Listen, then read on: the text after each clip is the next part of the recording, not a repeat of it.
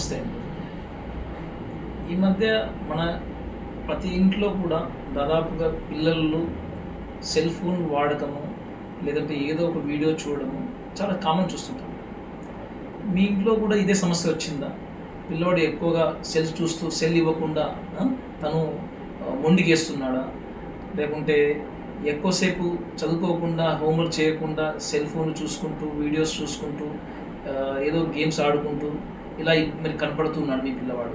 ఇలాంటప్పుడు మీరు గమనించాల్సింది ఏమిటంటే, ఆ సెల్ ఫోన్ తన లైఫ్లో ఏ టైప్ ఆఫ్ యాక్టివిటీ ఇస్తుంది, ఏ టైప్ ఆఫ్ రిక్రియేషన్ ఇస్తుంది అనేది మనం ఇంపార్టెంట్.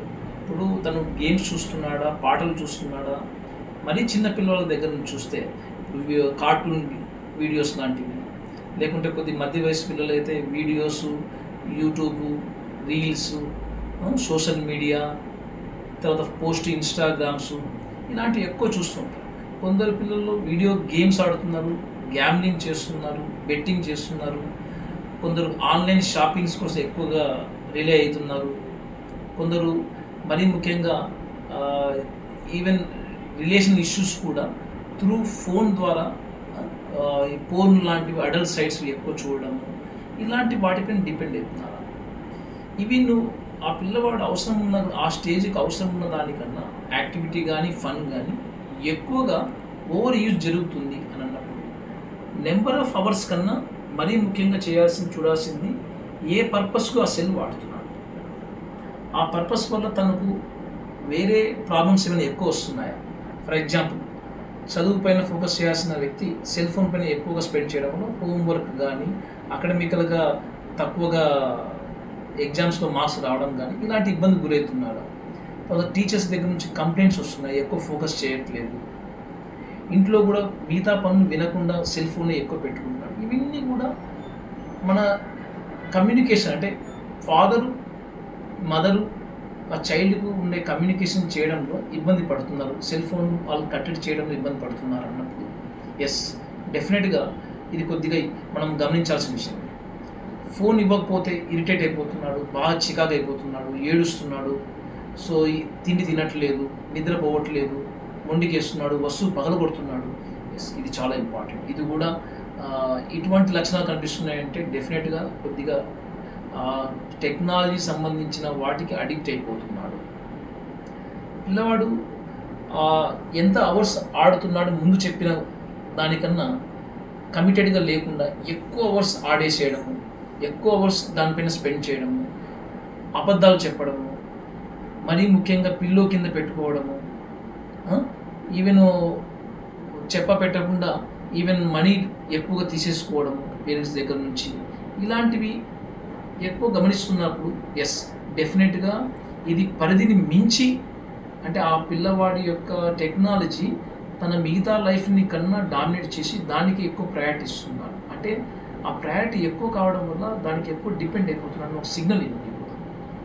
ఇటువంటప్పుడు మనము చేయాల్సిన పేరెంట్స్ కన్నా మనం చేయాల్సింది ఏంటంటే, ఇంత స్టేజ్ దాకా వచ్చాక అనిపించినప్పుడు ఆ లిమిటింగ్ అవర్స్ మనం చేయడం ఇబ్బంది పడుతున్నాం అన్నప్పుడు ఎస్, ఫస్ట్ ఏదైతే ఆ లిమిట్ చేసినప్పుడు ప్రాబ్లం బిహేవియర్ బయటకు వస్తున్నాయో ఫస్ట్ ప్రాబ్లం తగ్గించుకోవాలి.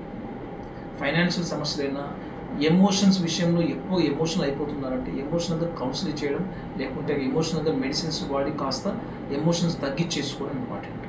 అంత ఎమోషన్స్తో చెప్పి మనం కన్విన్స్ చేయలేనప్పుడు మనం మెడికల్ పద్ధతుల ద్వారా మనం కంట్రోల్ చేయడం ఇంపార్టెంట్. తర్వాత కొద్దిగా తను ఎక్కడైతే హార్మ్స్ వచ్చాయో, అకాడమికల్గా తను అనుకున్న గోల్స్ అచీవ్ చేయలేకపోతున్నారని టీచర్స్ ఇన్వాల్వ్ చేయడం, లేకుంటే చదువుని ఇన్వాల్వ్ చేయడం, ప్రాక్టికల్గా రూల్స్ మన ఫ్యామిలీలో సెట్ చేసుకోవడం. అంటే మనం 9 తర్వాత మన ఫ్యామిలీలో సెల్ ఫోన్స్ ఎవరు వాడడం, అంటే ఆ పిల్లవాడు ఒకటే కాదు, మిగతా వాళ్ళు కూడా మనం ఒక రూల్స్ ఫ్రేమ్ చేసుకోవడం. తనతో పాటు కలిసి కొన్ని గోల్స్ మనం కూడా ప్రాక్టీస్ చేయడం, ఇలాంటి కొన్ని రూల్స్ సెట్ చేసుకుంటే డెఫినెట్గా ఆ పిల్లవాళ్ళు వినే గుణం కూడా పెరుగుతూ వస్తుంది. తర్వాత ఇంతసేపు అవర్స్ మనం ఆడకుండా ఉన్నాము, రోజుకి ఇన్ని అవర్స్ మాత్రమే ఆడాము అంటే కనుక కొన్ని పాజిటివ్ గిఫ్ట్ లాంటివి, పాజిటివ్ ప్లెజర్ లాంటివి కొన్ని మనం ప్రొవైడ్ చేయడం పిల్లవాడికి. ఇవి ఇంతకన్నా ఎక్కువ ఆడావనుకోండి, నీకొచ్చే గిఫ్ట్లు, నీకొచ్చే బయటికి తీసుకెళ్ళిపోయే ఔటింగ్ ఇలాంటివి నువ్వు మిస్ అయిపోయావు కొన్ని బెనిఫిట్స్‌ని.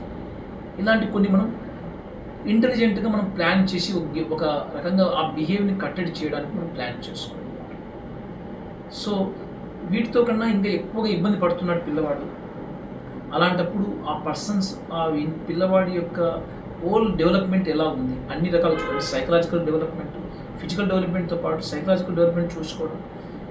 మెంటల్ హెల్త్ కండిషన్స్ అంటే యాంగ్జైటీ అయిపోతున్నాడా, డిప్రెస్ అయిపోతున్నాడా తెలియకపోతే, లేకుంటే చదువుపైన కాన్సంట్రేషన్ బాగా ఇబ్బంది ఎక్కువైపోవడం వల్ల సెల్ ఫోన్స్ పైన ఎక్కువగా డిపెండ్ అయిపోతున్నాడా, లేకుంటే బయట వ్యక్తులతోటి కమ్యూనికేషన్ చేయడంలో సోషల్ యాంగ్జైటీ అంటాం.